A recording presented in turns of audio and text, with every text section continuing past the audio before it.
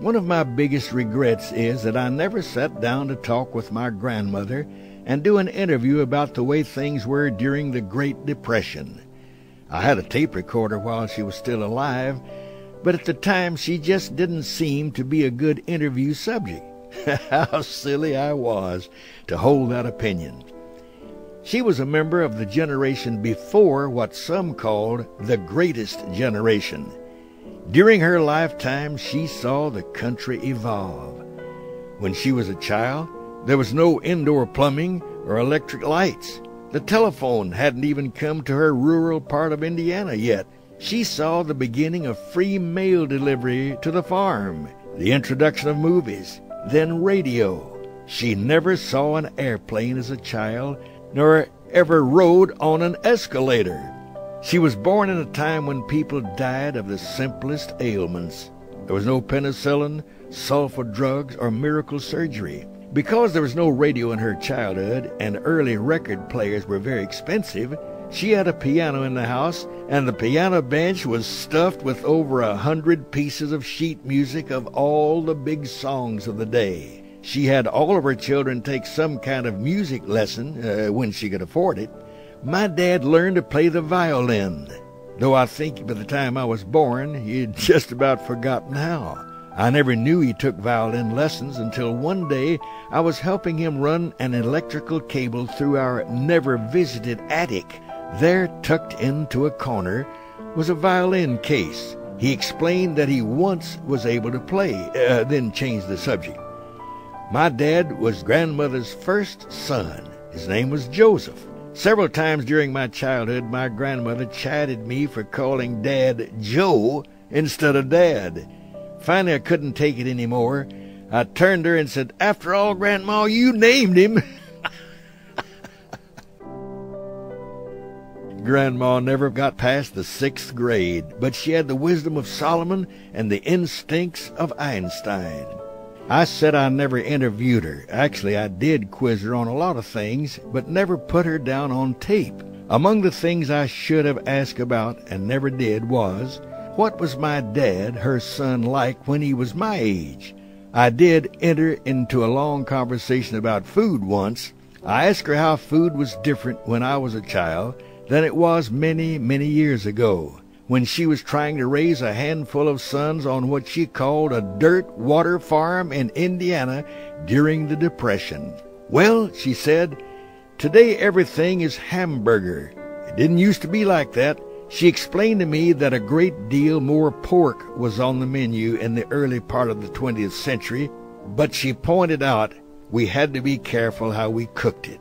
You have to remember there were memories of a time when pork carried a tiny parasite that could get into the body with results I don't want to mention here. "We always have pigs and chickens on the farm," she told me.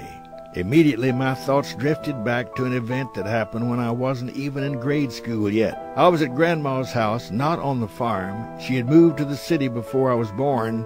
She kept chickens in a fenced-in area in her backyard. I remember one day one of the chickens somehow got loose. She chased it around the house with a kind of long-handled stick with a hook at the end. It was called a crook. Just as she caught up to the chicken, she snagged its neck with the hook and gave it a yank and a quick twist. The chicken fell dead. She served it that night. I politely told her I didn't want any supper that day. She also told me that in her day they ate squirrel, possum, rabbit, and about anything else they could find. Then she turned to me and said, "You know, if we could find a deer, that was Christmas. There's a lot of meat on a deer." She also mentioned that since they didn't have refrigeration, if they did find a deer and it was during the winter, she would butcher it, wrap up the parts in paper, and put the pieces in a shed that would prevent other animals from getting in. The temperature in the shed was cold enough to freeze the parts. Nature, she said, gave her a walk-in freezer. Something else about grandmother you would have loved was her southern Indiana Hoosier accent. It seems that in her generation in my part of Indiana, a strange way of pronouncing some words had developed. The most common mispronunciation still lingers among my dad's generation. It changed the sound of the letter U in some words. For example, the word bush is pronounced boosh. The word push is poosh. I used to tell my friends at college that one of the phrases I liked the most back home was, "Don't push me into the bush or I'll need a cushion." And those were not the only words my grandmother regularly mispronounced. One day I visited her and noticed that she had just gotten back from the grocery store. She had one of those baskets with wheels that folded up when she didn't need it. She walked to the grocery store about 6 blocks away and then came back with her bag in her little cart. As I entered the kitchen, she said to me with a smile, "Hey, Denny, look what I won." It seems that she was the 100th customer that day or something, and they gave her several free items. I got a 2-liter bottle of RCA Cola. I knew she meant to say a 2-liter bottle of RC Cola, but I didn't correct her. One day I visited her and found a sad look on her face. "Why the frown?" "Well," she told me, "I was at church meeting this morning and one of her best friends had her arm all wrapped in gauze." "What happened?" I asked. Now, before I give you her answer, I'm not sure if I should translate her Hoosier vocabulary into something you can understand or not. "Okay," I asked, "what happened?" "Well," she told me, "Mrs. Carnahan, the woman I was talking about, was out cleaning her garden tilder, and she slipped and wounded herself." At that point, I did stop her. Don't you mean wounded?" I asked. "That's what I said," she retorted. "She wounded herself." I let her continue. She told me that she didn't think much of it until she was at the hardware store. It was then she realized that she needed to rewrap the wound. The store didn't have a public restroom, but she allowed that across the slab was a burger chef. When she was halfway out the Exodus, she slipped on some oil on the floor and slapped her arm on a rusty nail in the door jamb, and she rewounded herself. "I hope she got medication," I said. "Yep," Grandma replied. "She went to the doctor and told her that the damn thing had welded up into a boral and had inflammation in it."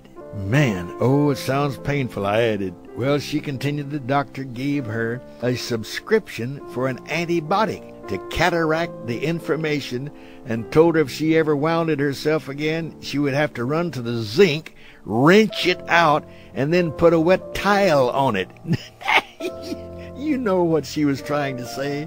Prescription, antibiotic, counteract, inflammation, and wound, and go to the sink and rinse it out and put a new towel on. I had to do that. That's right, but Grandma, bless her heart. I'm not sure if you followed what Grandma meant, but I remember having to use all my energy to keep from laughing as she told me the story. One other thing about my grandmother, nearly every day she would call on the phone and say, "Denny, have your dad stop by at noon tomorrow and pick up some cookies I'm going to make in the morning."